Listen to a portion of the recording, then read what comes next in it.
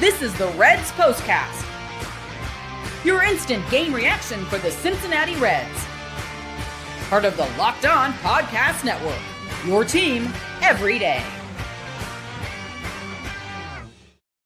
Good evening, Reds fans, and welcome to another edition of the Locked On Reds Postcast, brought to you by Locked On Reds and the Locked On Podcast Network, your team every day. My name is Tim Daniel. I am a lifelong Cincinnati Reds fan, and I have been podcasting about this team for 5 years at publications such as Late Night Reds and the Riverfront. And I want to thank you all today for spending your Saturday night with me as we discuss the Cincinnati Reds pulling off a huge win, a much-needed one, over the New York Mets tonight, 6-3. If you were just checking my show out for the first time, welcome. Thank you so much for spending some time with me. Please be sure to hit that notification button here on YouTube so you can not only get my show after each and every day, but you can get Jeff Carr and Stephen Offenbaker Monday through Friday on Locked On Reds as well. This episode is brought to you by 5 Hour Energy. Enter for a chance to win a dream golf trip for two to any golf tournament in the USA. Visit 5hewin.com for full rules and entry. No purchase necessary. Excludes the Masters tournament ends October 31st, 2025. On today's show, we had ourselves our handful of rally killers tonight, right? There we go. Yeah. So that was pretty cool to see. Brady Singer was awesome tonight as well. And I'm going to end the show tonight with a tribute to Davey Johnson. As we know, unfortunately, he did pass today at the age of 82. All that and a whole lot more. And of course, I'm going to hear from you all, our everydayers. Let's get started.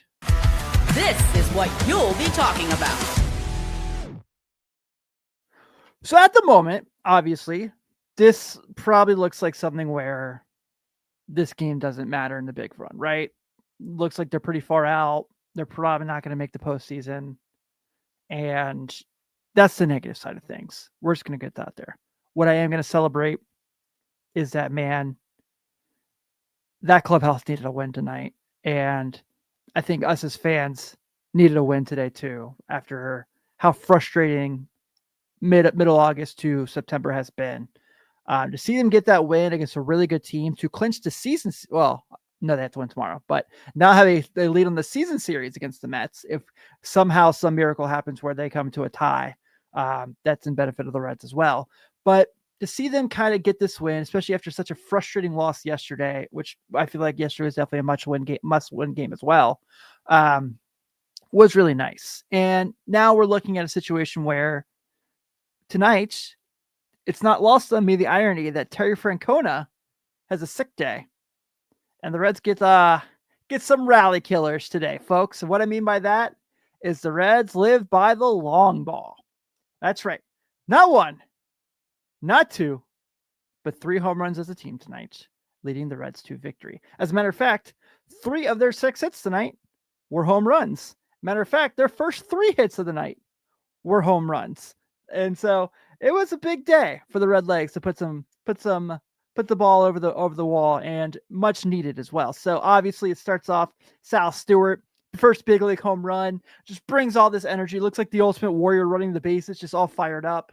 Love to see it. That kid inject his energy into my veins every day of the week, because that dude is just the man. I'm a believer. I'm a big fan. 1 for 3 tonight. 2 RBIs on his first career big league homer. I have to imagine, since the ball was at the batter's eye, he got that ball back. I think Diane asked about that, if he got it back. Hey Diane, it's good to see you. But now we're kind of looking at, hopefully he got that back. I imagine he did, and I imagine that's gonna be what's really special. I thought it was so cool. I don't know how long his parents are staying in Cincinnati, but it's awesome that not only were they here for his first game, where they got his first big league hit, but they so happened to be in the stands for his first big league home run too. That was awesome. Branch says Sal Stewart is the perfect male specimen. That's pretty funny. Yeah, so pretty awesome there as well. And then after Sal Stewart goes tanks, next at bat for the Reds, next inning for the Reds, Matt McLain. This September rebirth of Matt McLain. God, let's hope he carries into 2026, because it's been so awesome to see him find his swing again. Just total game changer for this team when he's good. He's on the verge of, he's probably not going to get it, but he's not too far away from a 2020 season. 14 homers, 16 stolen bases. It's going to take a lot with so little games left, but, making a run. Last 7 for Matt McLain. 429, 556, 952 slugging. Last 15 for Matt McLain, 317, 408, 585 slugging. And last 30 games for Matt McLain, 266, 333 on base, 404 slugging. So 3 homers in his last 7 games. He's finding something again. I think the bat speed's definitely coming back. You can definitely tell that he's kind of feeling comfortable again. And so that's been really nice to see. And then Austin Hayes just hits a mammoth shot. I mean, it was one of those ones that as soon as it left the bat, you knew with his home run as well. So big time to see the Reds hit 3 homers tonight, kill some rallies on the way to a win. Driving the offense with power was something we haven't seen very much this year. They break a tie with the Rockies tonight. Now they have the 8th least home runs amount of teams homers hit by a team this year, not the 7th with the Colorado Rockies, who also play in. How do those 2 teams of all teams not hit homers between the Red Stadium and the Rockies being in the altitude? Whatever. That's time for another show. The other beauty thing is they only had 3 runners in scoring position tonight, and they didn't really matter because they hit homers. They only left 4 on base tonight because they were hitting homers. So awesome day for the Reds to get that win. Obviously comes a long way. And I understand it's against the guy, Jonah Tong, who's just making his 2nd career big league start. You have a guy for the Mets making his big league debut tomorrow again. So hopefully you can keep these vibes going and kind of take advantage of it. Huge. I don't know if it's going to mean anything in the long run, but the fact that they got it, I mean, it certainly feels better to come on here and talk about a win than it does a loss. So big day for the Redlegs there as well. Also, who had a big day today?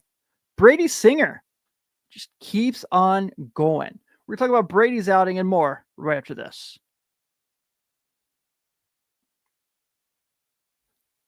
This episode is brought to you by Zippix Toothpicks. Whether you're looking for nicotine satisfaction or an energy boost, Zippix has you covered with their nicotine and caffeine-infused toothpicks. For nicotine users, Zippix provides a discreet way to satisfy cravings and the hand-to-mouth habit without vaping or smoking.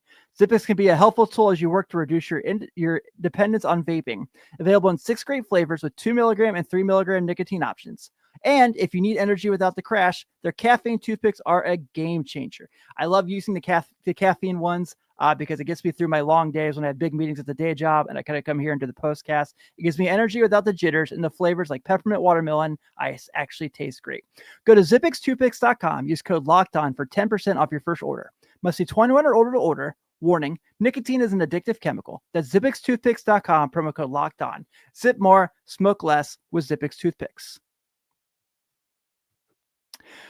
Time to fuel up and tune up with 5-Hour Energy Transfusion. The grape, ginger, and lime-flavored shot brings the iconic taste to a golf course favorite to a non-alcohol boost. Perfect for seeking birdies or making great memories with friends, it's a hole-in-one for your energy game. Whether you're out on the course or just need a little extra push to power through your day, 5-Hour Energy Transfusion delivers the clubhouse flavor you love without ever leaving the green. As we know, the Reds have their final West Coast road trip this week coming up, and I will be taking many of 5-Hour Energies to get me through the nights because these 9:40, 10 o'clock starts are brutal. At 10 o'clock next Saturday, what are they doing to us here? Golf is all about good times with good people and good flavors. The grape ginger lime flavor of 5-Hour Energy Transfusion gives you the best part of your clubhouse go-to without leaving the course or chasing down the bev cart. Now you can amp up the fun even more. Just buy, snap, and enter for a chance to win a dream golf trip for 2 to any golf tournament in the USA. Tee that trip up. Visit 5hewin.com for full rules and entry. No purchase necessary. Excludes the Masters tournament. Ends October 31st, 2025.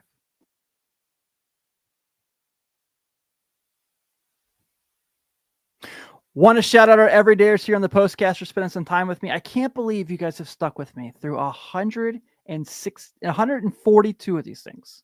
We have 20 of these left. Isn't that nuts to think about? But I am eternally grateful. Thank you guys so much. It's always so fun to come on here, especially after they win. And when they have a bad game, I can come here and I can let it all out. And you guys just kind of pick me up and give me that extra vibe as well. So love it. Can't get enough of it. And very grateful for you guys for everything you do to give me the best days, even on the worst Reds games. Let's get to the turning point in today's performance. Time to reveal where the game was won or lost. It's the turning point. Shall we give some love to Matt McLain tonight, people? Matt McLain going yardo, making it feel like the Reds may just have a chance to put that one away. And the Mets make a little run at it. Don't get me wrong, but the Redlegs taking care of business. So big night for Matt McLain. Super proud of him. Super excited for him and what he's been turning around of late. Homer tonight, 2 walks, big time. It was also awesome tonight. Brady Singer. How many times do you think we've come on here and said, man, Brady Singer was awesome tonight? I feel like it's been since the All-Star break. I don't know I'm trying to think the last time he had a bad start. It's been a while. I'm looking at the game logs right now just to make sure I didn't miss one in there. But obviously for him, as far as being the back end of the rotation guy, he's great, right? I mean, you look more and more at this trade. I looked today, Jonathan Indy's got a 666 OPS, and he's not playing anywhere near as much as he should be. Or maybe he is playing as much as he should. I don't know. I'm not watching Royals games every day.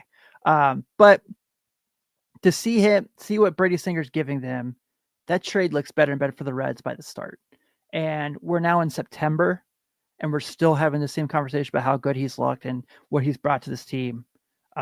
It's been super awesome. So he ended August with a 2.41 ERA on the month, and obviously up to a 1.5 ERA start here.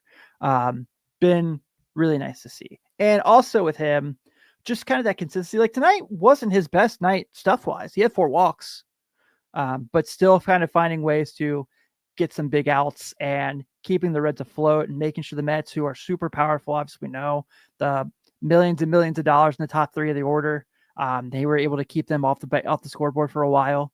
It was really nice to see. So really awesome for him. Scott Barlow comes in, does give up a solo shot, gets through the inning. Nice bounce back after the homer. Tony Santillan. You can see Santillan and Pagan are starting to, the usage is starting to catch up to them. Now, they still got through the innings. I know Pagan does give up a run, but Santillan gets 2 strikeouts. Pagan gets 3. They do give up 4 hits combined between the two of them. But, the 5Ks are huge. Everyone who was there tonight got not only the Marty Brennaman statue unveiling, not only the Christian Encarnacion Strand bobblehead, hopefully we're going to be seeing those at some thrift shops pretty soon, but free pizza from the Roses. You're welcome, everybody. Pretty awesome day to be at the ballpark. And obviously, can't wait to see what Singer does next year too, because he has been really kind of just such a nice, I'm trying to figure out the best word, consistency, just kind of settling for the Reds, making sure that things don't get too bad. If they're in situations like they were where they're on a little bit of a losing streak, he takes the ball and it gives him a chance to win every day, every time he's out there. So I'm very excited about Brady Singer. I think the Reds have 2 more years of him. And obviously, I mean, this starting rotation deserves to be in the playoffs. It's not going to be this year more than likely. But, if the powers that be actually do something for once to improve this team, I don't think anyone's going to want to see this rotation in the postseason in 26 either. With that in mind, Brady Singer being excellent today, I feel like he earned the right to be our Locked On Player of the Game. This is the Locked On Player of the Game. Congrats to Brady Singer on yet another Locked On Player of the Game. So, news came out today that former manager Davey Johnson passed at 82. It's not lost on me the irony that the day of his passing, 2 of the teams he managed are playing each other that weekend. I don't know if that's the baseball gods doing that in tribute. I don't know what it is. It just, the way it worked out was pretty weird, honestly. But for those who are my age, so I'm 36, I was 1 in 90. Don't remember anything about it. So really, in my lifetime as a Reds fan, Davey Johnson managed the most successful team of my lifetime.